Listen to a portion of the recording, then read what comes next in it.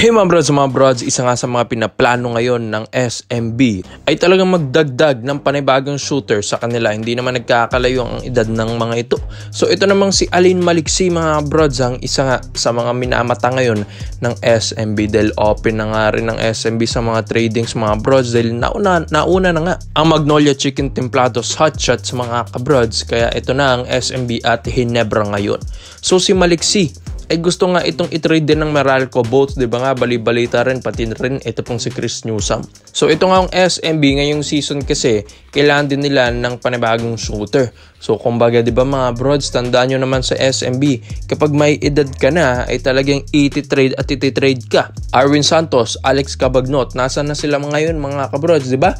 Trinade sila ng SMB dahil nagka-edad na sila. So ito na nga isa rin sa mga gustong i-trade ng SMB at pag-iisipan pa nila kung saan malapit na rin magkaedad talaga or may edad na rin itong si Marcio Lassiter. So gusto nga nilang i-trade ito kay Alain Maliksi. Although hindi naman nagkakalayo ito pong age nila, pero ito po kasing si Alain ang isa nga sa mga talagang mataas ang nagiging average na ito kada season, unlike kay Marcio Lassiter. Bakit? Dahil si Alain Maliksi talagang nag-i-improve na ito kada season. Dahil kumpara mo kay Marcio Lassiter, mas babad nga si Maliksi kaysa kay Lassiter kada season. Dahil sa Meralco Boats, kailangan nila ito pong si Alain Maliksi. So si Maliksi mga brods, talaga namang sharp shooter ito. So sabi nga nila parang nagiging consistent na rin ito pong si Maliksi sa mga ibang laro or sa mga ibang season na ito po ng Meralco Boats. Although may mga bad games si Alain, pero bumabawi talaga ito. So sweet talaga ang kanyang shooting, talagang humahanap ito ng magandang spasyo. At ang maganda pa dito mga brods, madaling turuan ito pong si Maliksi. Matangkad, 6'5 or 6'4 din ang height na ito ni Maliksi. Shooter, magaling ding dumepensa, magandang skill set, athletic din, kaya mag-drive to the hoop. So ganyan din ito pong si Maliksi. So malakas-lakas ito pong si Alain. At parang prime years din ito ni Maliksi mga kabrods, kaya maganda ito sa SMB kung makukuha nila ito. So pero ito naman kay Marcio, magaling-galing din naman si Marcio. Alam natin ilang kampyonato na rin nang nayambag nito sa SMB. Pero ganun talaga mga brods, kahit ilang kampyonato pa ang nayambag mo sa SMB, iti-trade ka talaga like Santos and Cabagnot. Kahit kasama ka pa sa Death 5, diba? So ito pong si Maliksi ay pag-iisipan muna ito ng SMB mga brods dahil ito nga po si Marcio Lassiter ay parang mahirap nga daw itong i-trade sa ngayon dahil syempre hindi pa naman ganun kababa ang production ng numero na binibigay ni Lassiter sa SMB. May mga clutch pa rin naman ito kahit papano, pero mas clutch din naman ito pong si Maliksi.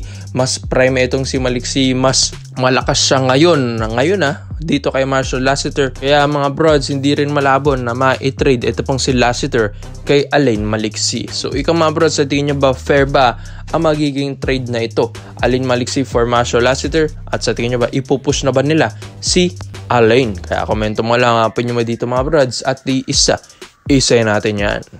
This video is brought to you by 1xBet. So matagal ko nang ginagamit ito mga brods at kumikita na rin ako dito, kaya i-share ko ito sa inyo kung saan ito pong 1xBet ay isang betting platform. Pwede kang tumaya dito ng mga paborito mong kuponan, mapa PBA, NBA at kahit anong sports mga brods.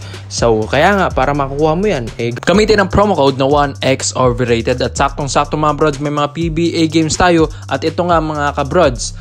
Tapos sa NBA naman, eto rin. Kaya i-bet nyo na every game mga kabrods yung mga paborito nyong kapunan dahil ang laki ng balik sa'yo. So get up to 5,000 deposit bonus mga kabrods. And yung link nandyan sa pin comment section sa ibaba.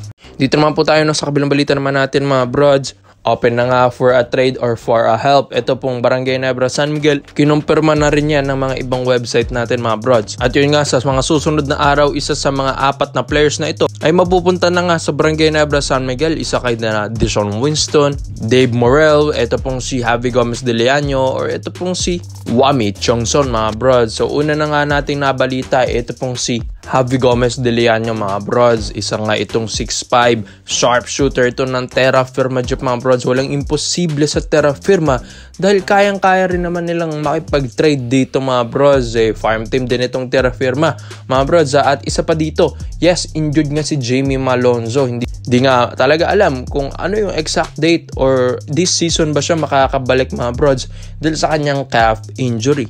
Kaya possible na makuha talaga nila. Ito pong si Javi Gomez de Leon mga brods, dagdag shooter at dagdag wingman pa sa kanila.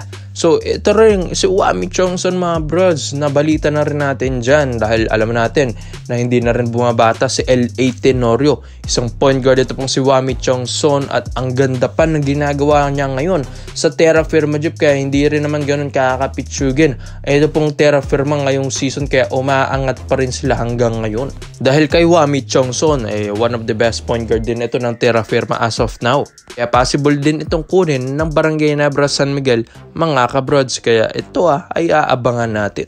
And ito pa, kamakailan lang nabalita na rin natin, ito pong si Deshaun Winston mga brods, ang 6'4" point guard naman ng Converge Fiber Xers, ang kanilang rookie na aabangan natin, isa rin sa mga naaamoy ngayon ng Barangay Nebra San Miguel. So, mga apat na nabanggit natin mga brods, isa or dalawa pwede nilang kunin dito.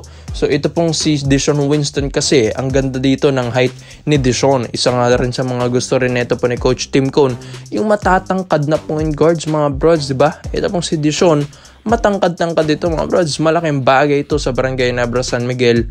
Pwede pa nga nila itong ibaba ng 2 or 3 dahil 6'4" at athletic pa. So maganda ito para sa Ginebra. So habang injured si Jamie Malonzo, may kakana pa rin yan dito sa shooting or sa scoring ng sistema ni Coach Tim Cone dahil nandyan si Deshaun Winston. Bro nyo, maganda rin ang potential ng batang ito dahil rookie ito ng Converge Fiber Xers, nakikitaan na ito ng potential agad. Matangkad na point guard, mabilis siya para sa 6'4" ang height. Kayang dumepensa, kayang mag-drive to the hoop, kayang magdala ng bola. So itong laruan ni Deshaun Winston parang pang international na din. Isa ito sa mga pwedeng kunin talaga ng Barangay Nebra San Miguel. So ito naman, ito po mga brods, na nabalita na rin ito kamakailan lang. Ito pong si Dave Morrell at ito ang isa sa pinakamalapit na rin na ma-trade dito sa Barangay Nebra San Miguel dahil naibalita pa nga ito sa mga ibang websites, PBA, official page, official site ng PBA na ito pong si Dave Morrell ay handa nga ang Magnolia Hotshots na bitawan ito pong si Morrell para lang sa Barangay Ginebra San Miguel. Kaya nga ito pong si Boss Al Francis Chua, kayang-kaya nilang i-trade ito pong si Dave Morrell. Although magkakaroon talaga sila ng violation kung i-direkta trade nila sa Ginebra. Kaya ito ang iniisip ni Boss Al Francis Chua, yung 3-team trade. At isa pa dito mga bro, 6'4" point guard din ito pong si Morrell. Sa apat nga na nabanggit natin, isa si Morrell sa mga athletic talaga.